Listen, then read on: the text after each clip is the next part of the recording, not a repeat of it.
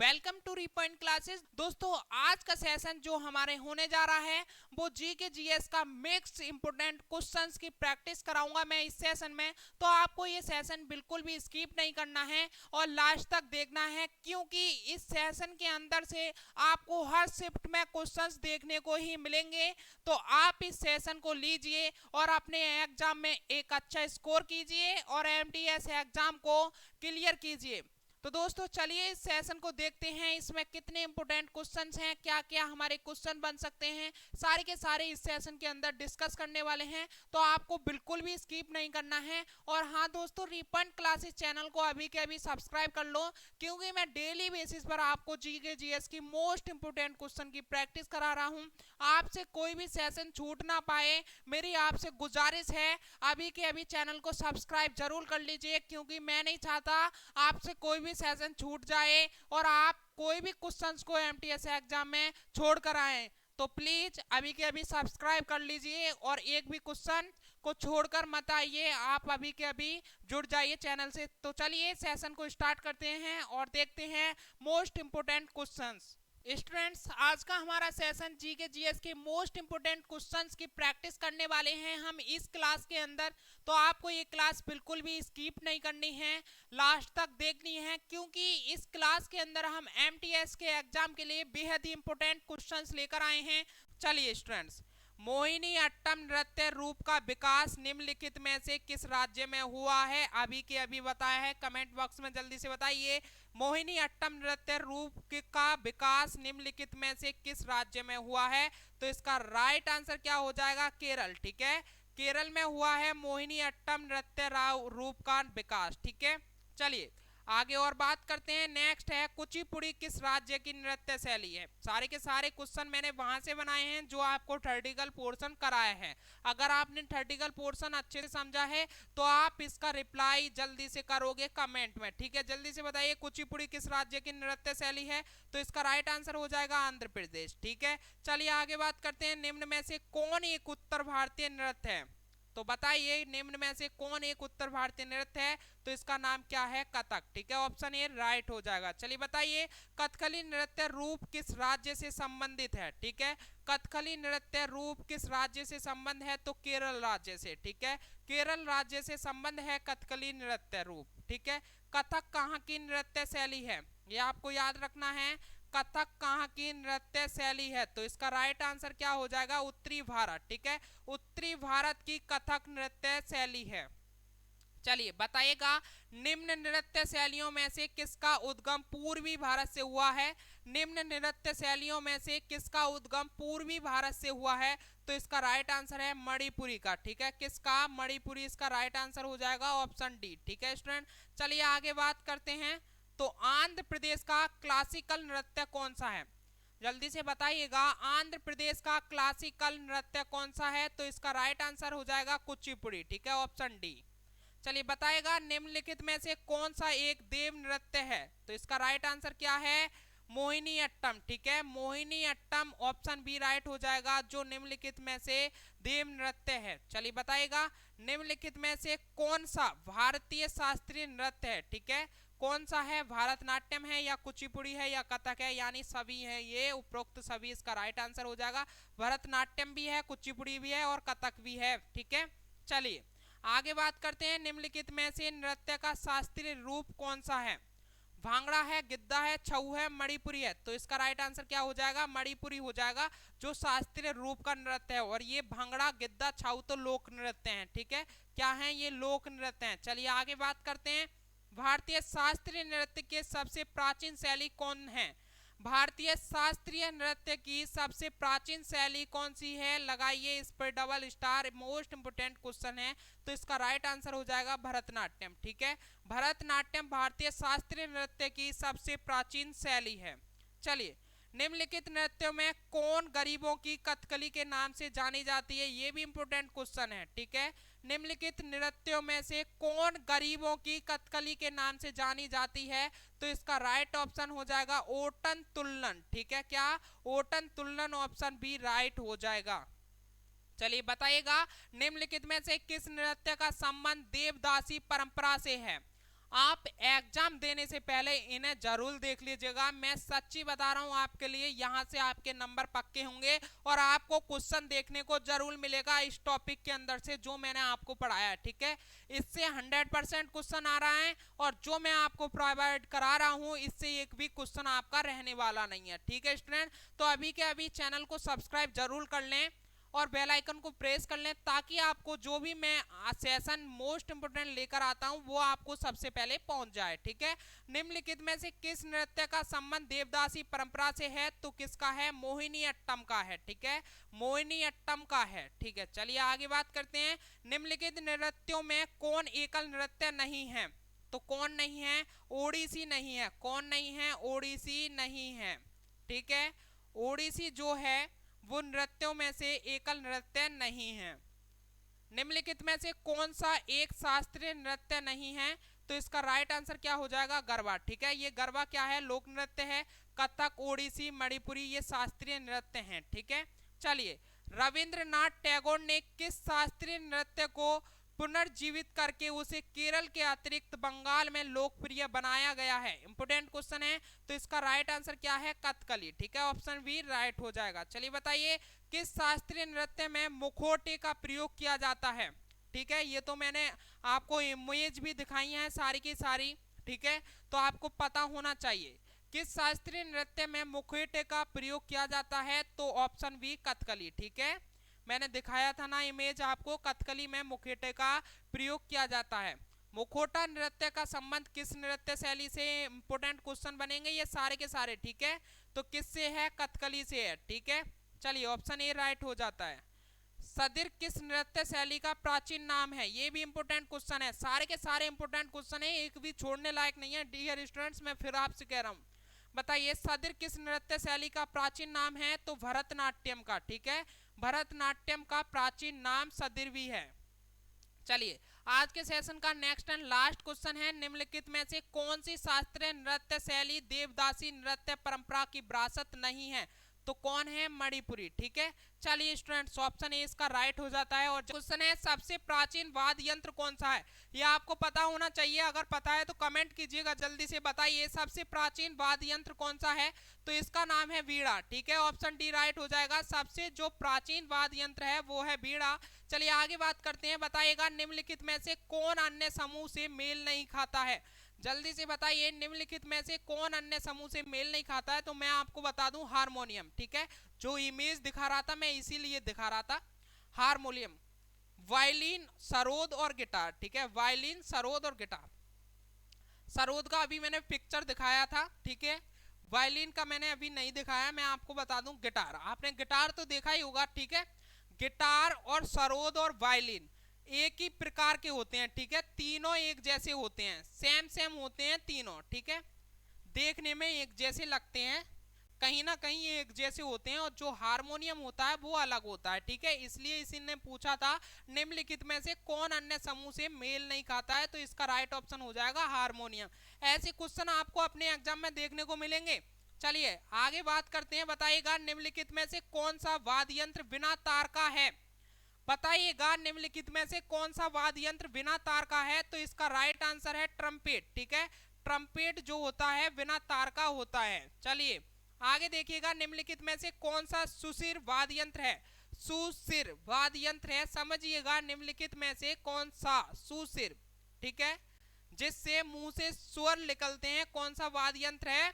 तो इनमें से देखिएगा, वायलिन है, सारंगी है, सितार है, नहीं ना, कौन सा है? बांसुरी है, ठीक है, बांसुरी से मुंह से स्वर निकाले जाते हैं, तो इसी को कहा गया है सुशिर वाद्य यंत्र। कौन सा है? तो बांसुरी है। चलिए आगे देखिएगा, क्वेश्चन है, निम्नलिखित में से कौन तंत्री वाद्य यंत्र है? तंत्री वाद्य यंत्र बताइएगा कौन है? तो इसका राइट आंसर है संतूर, ठीक है, तंत्री। तंत्री मतलब पूछा है जिसमें तार वगैरह हैं, ठीक है, तो वह कौन सा है? संतूर है, संतूर में तार वगैरह होते हैं, तंत्री इसलिए इसे कहा गया है।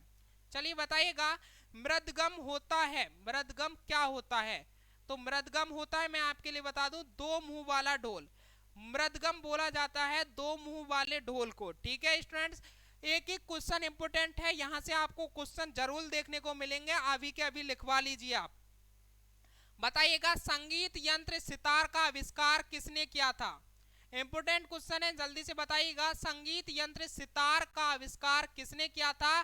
तो किसने किया था? अमीर खुसरो ने किया था। अभी मैंने थर्टिकल पोर्शन में समझाया था।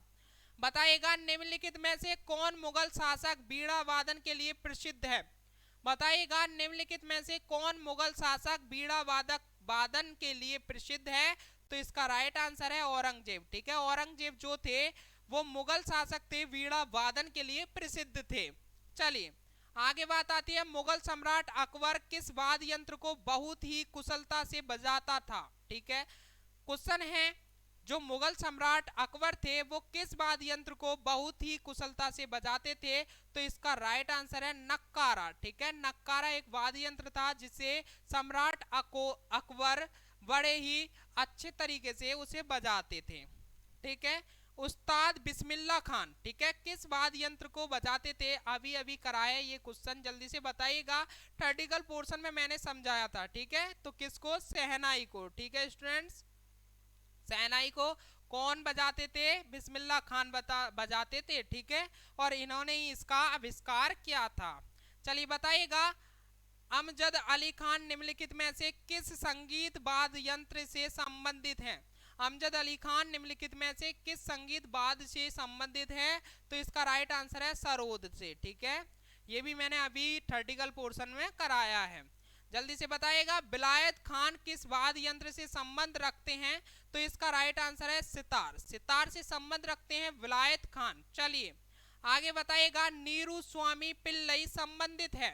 तो नीरू स्वामी पिल्लई संबंधित हैं नाद स्वरम से। ठीक है, किससे? नाद स्वरम से संबंधित है नीरू स्वामी पिल्लई। चलिए आगे बताइएगा एस बालचंद्रन किस वाद्य यंत्र से संबंधित हैं? तो इसका राइट आंसर है वीणा से। ठीक है, किससे? वीणा से संबंधित हैं एस बालचंद्र। अभी मैंने थर्टिकल पोर्शन में कराया था प्रमुख। ठीक है, प्रमुख वादक हैं ये एस बालचंद्र जी। ठीक है, चलिए आगे मैं आपके लिए बता दूं हरिप्रसाद चौरसिया ने किस क्षेत्र में प्रसिद्धि अर्जित की है? हरिप्रसाद चौरसिया ने किस क्षेत्र में प्रसिद्धि अर्जित की है? तो इन्होंने बांसुरी वादन में। ठीक है, ये मैंने थर्टिकल पोर्शन में कराया था कि बांसुरी वादक के जो प्रमुख वादक हैं वो हरिप्रसाद चौरसिया, उसमें एक नाम बताया था। ठीक है मैंने स्टूडेंट, चलिए आगे बात करते हैं। तो बीजी जोग किस वाद्य संगीत के लिए प्रसिद्ध है? बीजी जोग किस वाद्य यंत्र के लिए संबंधित है? किस वाद्य यंत्र के लिए बीजी जोग संगीत के लिए प्रसिद्ध है? तो इसका राइट आंसर है वायलिन। ठीक है, वायलिन जो है उसके लिए बीजी जोग संगीत के लिए प्रसिद्ध है। ठीक है, चलिए अल्लाह रखा किस वाद्य यंत्र से संबंधित है? बताइएगा अल्लाह रखा किस वाद्य यंत्र से संबंधित है? तो तबला से संबंधित है अल्लाह रखा। ठीक है, चलिए बताइएगा गोविंद स्वामी पिल्लई का संबंध किस वाद्य यंत्र से है? गोविंद स्वामी पिल्लई का संबंध किस वाद्य यंत्र से है? तो इसका राइट आंसर है वायलिन। ऑप्शन डी राइट हो जाएगा। चलिए बताइएगा पन्ना लाल घोष का संबंध किस वाद्य यंत्र से है? तो इसका राइट आंसर है ऑप्शन बी राइट हो जाएगा बांसुरी। ये मैंने भी बताया था कि पन्ना लाल घोष बांसुरी के प्रमुख वादक हैं। ठीक है, थर्टिकल पोर्शन में ये सारे के सारे कवर कराए थे अभी मैंने। अगर आपने अच्छे से पढ़ा है तो आप ऑप्शन यूं ही बता दोगे और कमेंट में आंसर देते जाओगे। ठीक है, इसीलिए मैंने पहले थर्टिकल पोर्शन आपको कवर कराया था। पालाधर रघु का संबंध किस वाद्य यंत्र से है? तो इसका राइट आंसर है मृदगम। ठीक है, मृदगम से संबंधित हैं पालाधर रघु। ठीक है, चलिए बताइएगा लतीफ खां का संबंध किस वाद्य यंत्र से है? तो इनका सारंगी से संबंध है लतीफ खां का। ठीक है, चलिए बताइएगा जाकिर हुसैन कौन सा वाद्य यंत्र बजाते थे? तो जाकिर हुसैन तबला बजाते थे। ठीक है, जाकिर हुसैन जी क्या बजाते थे? तबला बजाते थे। चलिए बताइएगा वीवी सुब्रमण्यम कौन सा वाद्य यंत्र बजाते थे? वेरी वेरी इंपोर्टेंट क्वेश्चन है, सारे के सारे इंपोर्टेंट हैं वैसे, और इसे टिक कर लीजिएगा, ये आपके एग्जाम में जरूर देखने को मिल सकता है। वीवी सुब्रमण्यम कौन सा वाद्य यंत्र बजाते थे? तो वायलिन। ठीक है, कौन सा? वायलिन बजाते थे वीवी सुब्रमण्यम। ठीक है, चलिए बताएगा वाल मुरली कृष्ण का संबंध किस वाद्य यंत्र से है? वाल मुरली कृष्ण का संबंध किस वाद्य यंत्र से है? तो इसका राइट आंसर है वायलिन से। किससे? वायलिन से संबंधित है वाल मुरली कृष्ण का संबंध। ठीक है, चलिए आगे बताइएगा। पन्नालाल घोष निम्नलिखित में से किससे संबंधित हैं? तो बांसुरी से संबंधित हैं पन्नालाल घोष। ठीक है स्टूडेंट, चलिए बताइएगा। उस्ताद जाकिर हुसैन को निम्नलिखित में से किस वाद्य यंत्र को बजाने में विशिष्टता प्राप्त है? उस्ताद जाकिर हुसैन को निम्नलिखित में से किस वाद्य यंत्र को बजाने में विशिष्टता प्राप्त है? तो तबला को। ठीक है, किसको? उस्ताद जाकिर हुसैन को तबला बजाने में विशिष्टता प्राप्त है। क्वेश्चन आपकी स्क्रीन पर है। 2022 में भारत में कुल कितने यूनेस्को विश्व विरासत स्थल हैं? जल्दी से बताइए कितने हैं? 2022 में भारत में कुल विश्व विरासत स्थल कितने हैं? जल्दी से कमेंट में डालिएगा। ऑप्शन आपकी स्क्रीन पर है। वैसे आपको ऑप्शन देखने की जरूरत नहीं पड़ेगी, जो मैंने थ्योरेटिकल पोर्शन दिया है बड़े अच्छे से समझाया है। तो जल्दी से बताइए स्टूडेंट्स। देखो, सब्सक्राइब जरूर करना है आपको चैनल को, क्योंकि आप सब्सक्राइब कर लोगे तो आपको हर सेशन की नोटिफिकेशन आप तक पहुंच जाएगी, आपसे कोई भी सेशन छूट नहीं पाएगा। तो इस क्वेश्चन का राइट आंसर है 40। भारत में 2022 में कुल 40 यूनेस्को विश्व विरासत स्थल हैं। चलिए नेक्स्ट क्वेश्चन देखते हैं। भारत में निम्नलिखित में से किस राज्य में अधिकतम 5 यूनेस्को विश्व धरोहर स्थल हैं? तो इसका राइट आंसर क्या होने वाला है? जल्दी से बताइए, कमेंट कीजिएगा जल्दी से। इसका राइट आंसर है महाराष्ट्र। भारत के महाराष्ट्र राज्य में अधिकतम 5 यूनेस्को विश्व धरोहर स्थल है। चलिए नेक्स्ट क्वेश्चन देखते हैं। अच्छा हाँ, महाराष्ट्र के पहले 5 विश्व धरोहर स्थल के बारे में बात और कर लेते हैं। कौन कौन से हैं एक साथ मैंने आपको ये टेबल बनाकर दिखा दी है। अजंता की गुफाएं महाराष्ट्र में हैं, जिसे 1983 में शामिल किया गया है विश्व विरासत स्थल में। एलोरा की गुफाएं महाराष्ट्र में हैं, जिसे 1983 में शामिल किया गया है। और एलिफेंटा की गुफाएं 1987 में शामिल की गई हैं विश्व विरासत स्थल में, और ये महाराष्ट्र में है। छत्रपति शिवाजी टर्मिनस 2004 में इसको शामिल किया गया है विश्व विरासत स्थल में। और विक्टोरियन गोथिक व आर्ट डेको एंसेम्बल 2018 में शामिल किया गया है इसको विश्व विरासत स्थल में। चलिए, महाराष्ट्र के हमने 5 विश्व धरोहर स्थल के बारे में बात कर ली है। नेक्स्ट क्वेश्चन देखते हैं। थर्ड क्वेश्चन है हमारा, विश्व विरासत स्थलों की संख्या सबसे अधिक किस देश में है? जल्दी से बताइए किस देश में है सबसे ज्यादा? इटली में है। किस देश में है? इटली में है। कितने हैं? कुल 55 हैं। कितने हैं? कुल 55 विश्व विरासत स्थल हैं इसमें। और 6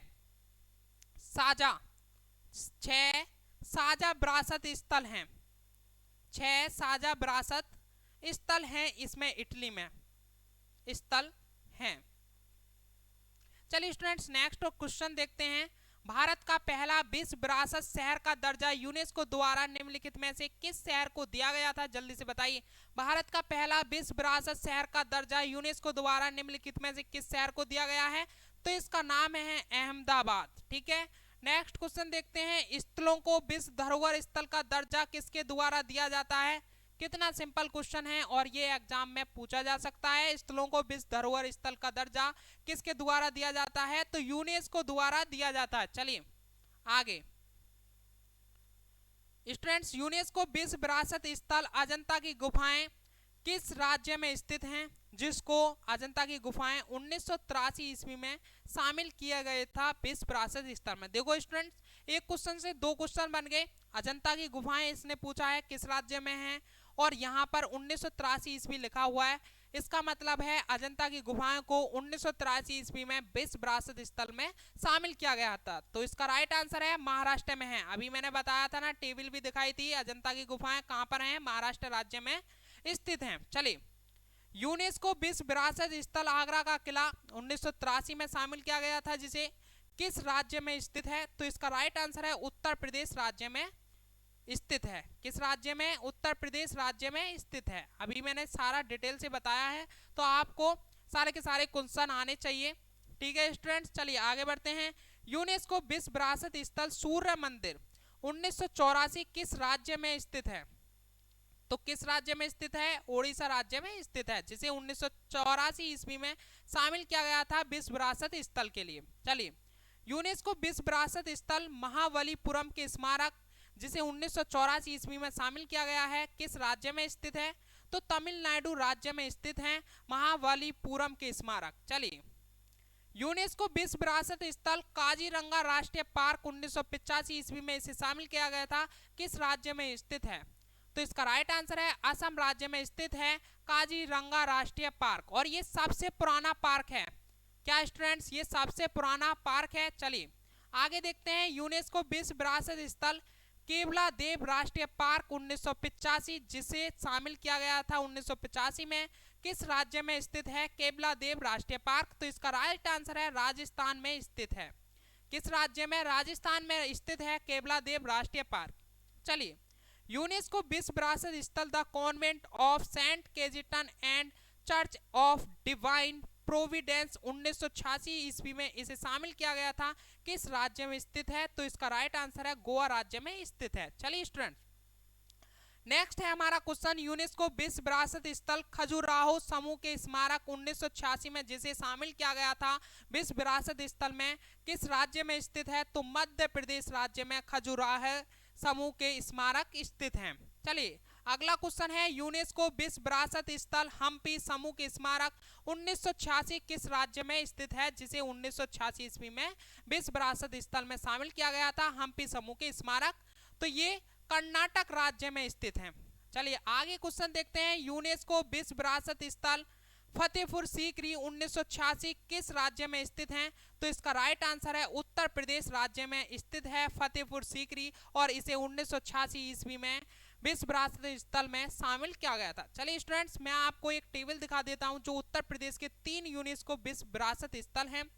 आगरा का किला उत्तर प्रदेश में है, इसे 1983 ईस्वी में शामिल किया गया था विश्व विरासत स्थल में। ताजमहल उत्तर प्रदेश में है और इसे 1983 ईस्वी में विश्व विरासत स्थल में शामिल किया गया था। फतेहपुर सीकरी 1986 ईस्वी में इसे शामिल किया गया था और ये उत्तर प्रदेश में है। स्टूडेंट चलिए नेक्स्ट क्वेश्चन है, यूनेस्को विश्व विरासत स्थल मानस वन्य जीव अभ्यारण्य 1985 ईस्वी में जिसे शामिल किया गया था किस राज्य में स्थित है? तो इसका राइट आंसर है ऑप्शन सी, असम राज्य में स्थित है वन्य जीव अभ्यारण्य। ठीक है स्टूडेंट्स चलिए यूनेस्को विश्व विरासत स्थल पट्टदकल समूह के स्मारक जिसे 1987 ईस्वी में शामिल किया गया था किस राज्य में स्थित है? पट्टदकल समूह के स्मारक किस राज्य में स्थित है?